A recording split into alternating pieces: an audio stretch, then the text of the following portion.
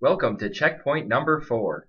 In the following module, you will learn about the HeartWise Exercise Prescription. There will be a small quiz at the end to test your knowledge. Enjoy!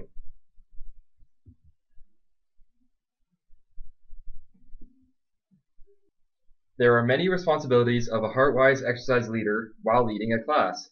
They must provide regular intensity checks, such as asking individuals if they can speak 3 or more words while exercising, as well as provide variations for moderate to high intensity movements. The leader should encourage participants to maintain daily physical activity and ensure that participants have passed the PAR-Q or PAR-Med-X forms before participating. It is important that the leader knows which participants have had a cardiac event, as well as when their most recent cardiac event occurred. Following emergency procedures is critical, as well as knowledge of the effects relevant medications have on exercise. It's critical that all participants have passed the PAR-Q form before participating. For individuals that did not pass the PAR-Q, they must pass the PAR-Med-X form and/or have physician clearance in order to participate. It is important that both participants and the group exercise leaders are aware of the difference between physical activity and exercise. Physical activity should be encouraged daily to your clients, but exercise guidelines vary. Physical activity is defined as any bodily movement engaged above levels of resting energy expenditure. It is unplanned and unstructured, whereas exercise is structured physical activity planned to improve or maintain physical fitness levels or goals. Exercise has an intensity criteria, which we will discuss later in the module. As a HeartWise exercise program instructor, it is important to monitor intensity of your participants throughout the entire class. Self-monitoring is important as it is a subjective measure of their own effort. As the instructor, you must provide a clear description of the intensity scale you are using. There are 3 methods of monitoring your participants' intensity. They are heart rate, rate of perceived exertion scale, and the talk test, which we will discuss now. The heart rate and pulse rate are an objective measure of aerobic exercise intensity. Heart rate is defined as the number of heartbeats per minute, which is measured by finding the individual's pulse rate.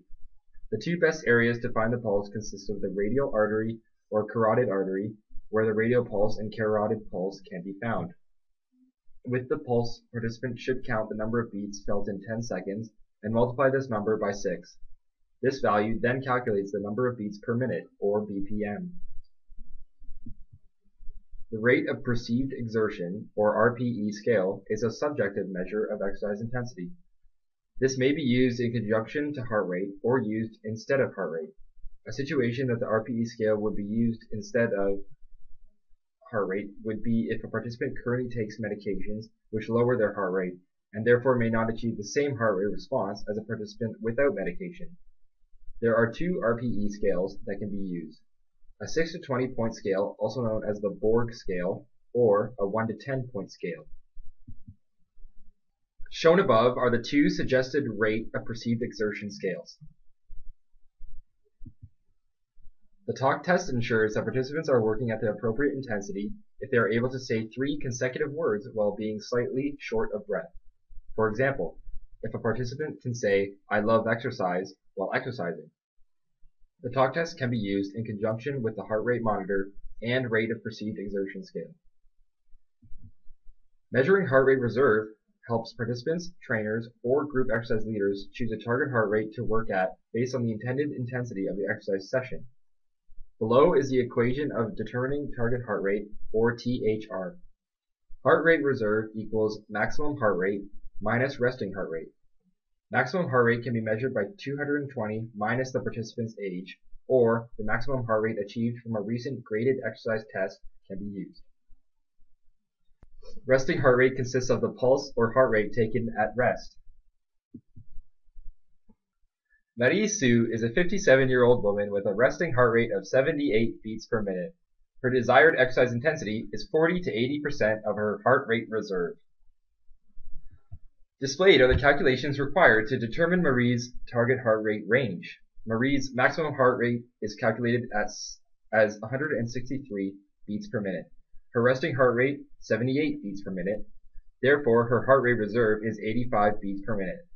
At 40% intensity, her target range is calculated as 112 beats per minute, and at 80% intensity, it is calculated as 146 beats per minute. Therefore, at 40 to 80% intensity, Marie's target heart rate range is 112 to 146 beats per minute. Components of a HeartWise exercise class consist of a prolonged warm-up, aerobic exercise sustained at steady state, resistance training, and a prolonged cooldown. It is important to perform regular intensity checks, encourage regular self-monitoring, provide adequate options for participants, and provide a social environment for individuals with shared conditions. A warm-up involves dynamic stretching and light aerobic movements. Prolonged warm-up lasts 5 to 10 minutes long, and at a maximum tempo of 130 beats per minute. It is aimed for individuals to work at a maximum of 40% of their heart rate reserve with a gradual increase in intensity. There are many benefits to a warm-up in a HeartWise exercise program. A warm-up is a time to welcome new and returning participants to the class. It prepares the participants' muscles and mind for exercise, while increasing heart rate, body temperature, and neural stimulation. The aerobic exercise component of the class requires oxygen from the body as it increases the heart rate further than the warm-up. Aerobic exercise is performed at a tempo of 135 to 140 beats per minute, lasting 20 to 40 minutes long. It is mandatory that leaders provide high and low options for participants throughout the entire session.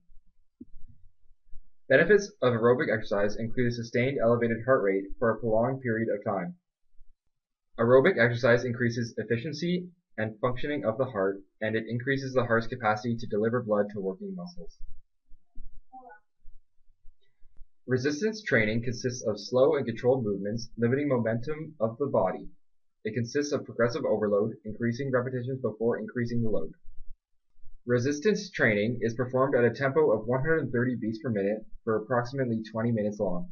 Examples of equipment that can be used for resistance training consist of free weights, tubing, bands, and stability balls. Resistance training increases muscular strength and muscular endurance. It increases an individual's capacity to perform activities of daily living as well as maintain independence. Resistance training increases bone density, reduces age-related deconditioning and muscular atrophy, and results in increased self-confidence. There are many points to consider with participants during resistance training. It is important to encourage and instruct proper breathing patterns. Instruct participants to keep their head above their heart and be aware of participants with shortness of breath and excessive fatigue. During resistance training, it is important to avoid isometric exercises including held positions, for example, a plank, avoid the Valsalva maneuver, overhead exercises, as well as exercises that may cause pain. The cooldown is also prolonged during HeartWise exercise classes, lasting 5 to 10 minutes long. The cooldown is a gradual decrease in intensity aimed to bring the heart rate back to normal by decreasing breathing rate and body temperature. The cooldown is a recovery period and includes static stretching and breathing exercises. The cooldown allows avoidance of blood pooling in the lower extremities. It slowly brings the heart rate down to its resting rate. Stretching helps increase the body's flexibility and promotes relaxation. The cooldown also aids in removing lactic acid. When prescribing exercise out of a HeartWise class, it is best to use the FITTER principle to format it. The FITTER acronym stands for frequency, or number of times per week, intensity, or effort, type, or mode of exercise, time, or duration of the session, enjoyment of exercise, and regularly. Aerobic exercise prescription should be prescribed at a frequency of 5 or more days per week at moderate intensity, 3 days per week at moderate to vigorous intensity, and daily physical activities 7 days per week. Intensity to focus at includes 40 to 60% VO2 reserve at moderate intensity, or 60% or more VO2 reserve for vigorous intensity. The type of aerobic exercise is anything that uses large major muscle groups. For example, walking, cycling, aqua aerobics, dancing, jogging, rowing, aerobics, elliptical, stepping, swimming, skiing, skating, racket sports, and hiking. Aerobic exercise lasts up to 30 to 60 sustained minutes. The frequency of resistance exercise occurs 2 to 3 days per week, with 48 hours between sessions. Resistance exercise is performed at an intensity of 12 to 15 repetitions at 60 to 70% of 1 rep max. 2 to 3 minutes rest should be given between sets, and the individual should work at 11 to 13 on the Borg 6 to 20 point RPE scale. 2 to 4 sets of each major muscle group should be performed, using equipment such as resistance bands, light free weights, and machines. Resistance training lasts 20 to 40 minutes long. Functional activities for individuals includes physical activity applicable to everyday life. The main focus of functional activities is improved core stability, strength, endurance, and balance. Example movements include pushing, pulling, lifting, and squatting. Lifting above shoulder height is not recommended. Types of lifetime activities should be varied for participants to avoid boredom. It is important that individuals pick an enjoyable activity that uses most major muscle groups, elevates heart rate, and can be sustained for 20 minutes long. In the future, we hope to continue to actively spread awareness and promote HeartWise exercise. This can be done through referrals, social media, and workshops. The HeartWise Exercise Program logo will be known for suitable exercise for individuals with a chronic condition such as a heart problem, stroke, or diabetes. It is also important for the public to know that HeartWise is not only for cardiac patients. It is also recommended for anyone concerned with their health and who will benefit from exercise. Family members and friends are always encouraged to join participants for social support.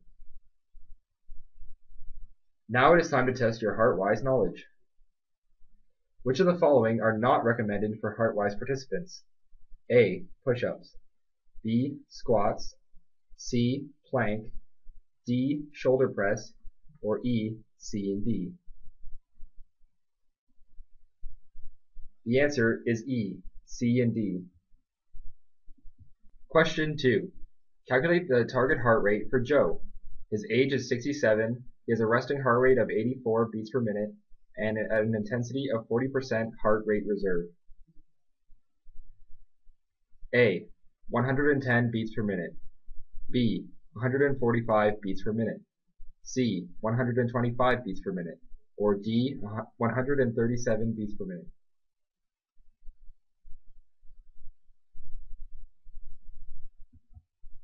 The answer is B. 145 beats per minute. Question 3.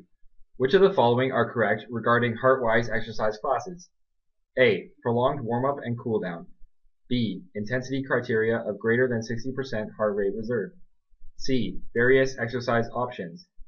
D. Regular self-monitoring. Or E. A, C, and D. The answer is E. A, C, and D. Congratulations! You have completed the exercise prescription module. Please click on the HeartWise symbol on the bottom of your screen to get back on track.